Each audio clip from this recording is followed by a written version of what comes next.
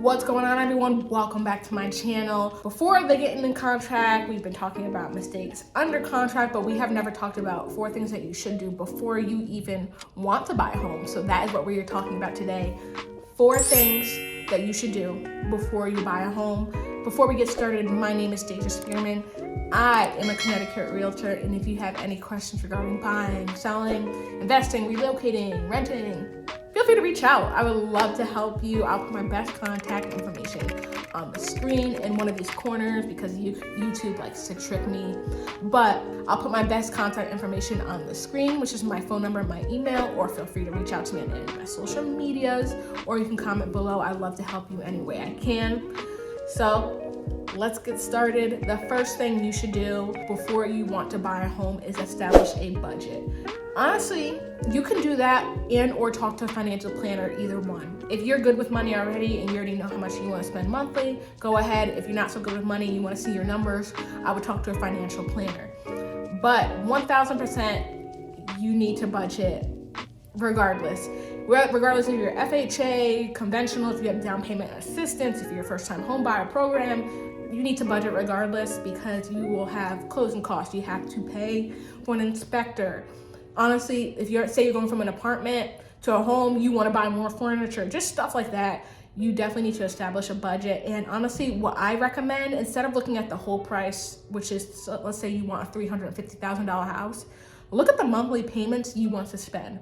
So say you're renting and you want to stay within $2,500, look at how much it costs to afford a $2,500 a month mortgage. If that makes sense. That's what I do with my clients, because they can say I want $400,000, but say the monthly payments are $3,000, $3,500, and they're just like, oh, but we want to stay maybe around $2,400 or just stuff like that. I would focus a little bit more on the monthly payments because that's what you're gonna be paying every month.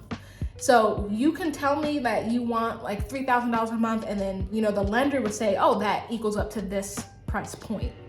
So that's number 1, is just establish a budget and or talk to a monthly planner to see what type of numbers you can afford. The second thing you should do, and honestly, this can be you yourself, and that's why we have lenders, is research and learn about the mortgages that are out there. Because FHA, conventional, VA, they are all different and they all have different requirements.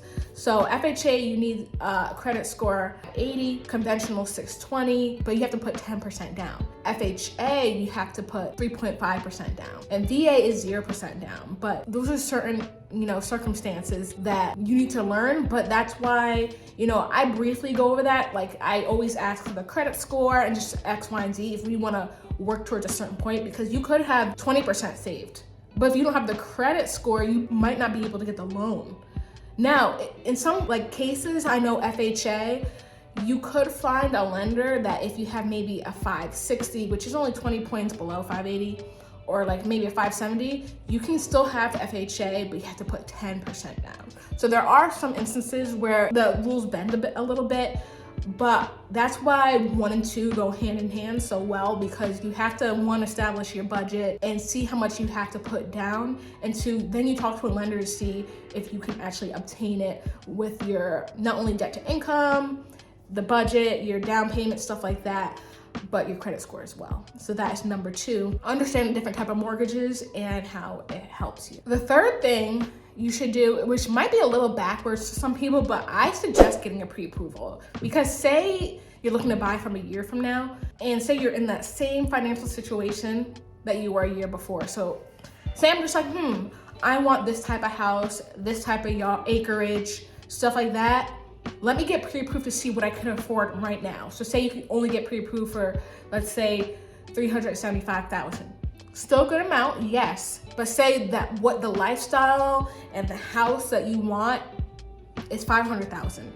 So maybe you need to work on your debt for the year. You need to save more, just stuff like that. I do suggest getting a pre-approval for more informational purposes to see where you're at currently, so you have a goal to work towards. And once again, this all goes hand in hand because you have to budget. You have to talk to a lender, see what you can get. And then the lender will tell you, hey, you can only get this, X, Y, and Z, but you can work towards getting more. If your debt to income ratio gets lower, you might be able to afford more per month. If your credit score, you work on it, say the closer you are to 580, you might have higher interest rates. So say you work with a credit repair specialist and they bring you up 50, 100 points, that helps you with interest rates as well. So get that pre-approval and just see where you're at and understand where you want to work towards, but also be a little flexible. Sometimes you may want that type of house or X, Y, and Z, but you might not need it as well. But I see nothing wrong with saying like, hey, I can afford this. I want to work towards this. Let's do that with this number and get another pre-approval when the time gets closer, and now you know what you're working with. So that is number 3. Number 4 is definitely research your area. Yes, I'm born and raised in Connecticut, and I can definitely tell you about certain areas in Connecticut that I know like the back of my hand. I can tell you the streets, how many stores, I can tell you that. But can I tell you that about every single thing in Connecticut? Absolutely not. And I mean, you really never know. I know some military families, they move around and they just go. But if, say you're moving from out of state, I would definitely take a trip to where you're going. Obviously, sometimes that's not feasible, and I 1000% understand that. And that's where you can rely on your realtor. You can, talk to locals, stuff like that. For safety, you can call the police station or look on, niche.com, stuff like that, and see reviews of what people have said. But definitely nothing is better than having that personal experience, going there, living the life that you are going to live when you move, and just doing your research, walking around, driving, stuff like that, because Connecticut in the summer is different than Connecticut in the winter, definitely. And just having a general understanding, because you don't want to go in blind basically and being like, oh, what even is this place? Where did I buy my house? No, you wanna definitely do your research. If you have kids, research the school systems. Once again, there's websites available. You can call a local police station, stuff like that, because we ourselves aren't allowed to talk about like crime rates and stuff like that. But there's so many sources out there that you can find that in the school systems. You can find that online, but always do your research. Get a feeling of the life you're gonna live and how things are. So let's say, I've been to North Carolina a couple times. I absolutely love it down there. I've been to Durham, but with Durham, it's a very slower pace of life. I don't like city life. I like a medium pace where it's like quiet at night, but during the day stuff is happening. I like that. Durham is just too slow. Like everybody's driving slow, walking slow. I mean, they're super friendly, but like I know I can't live there because that's just not for me. I've been there multiple times and I'm just like, but let me try something else. Do something like that a couple times, and obviously, budgeting wise and stuff like that, sometimes you can't do it, but I definitely always recommend, just like how you're about to buy a new car and you test it out, go test out the area you're about to live in. So that is the 4 things that you should do before you buy a house.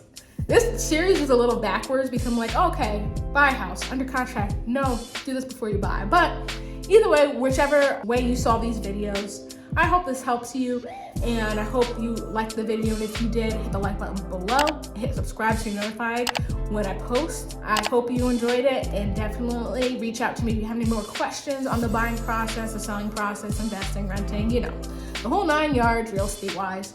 So I hope you enjoyed this video, and I will see you at my next video.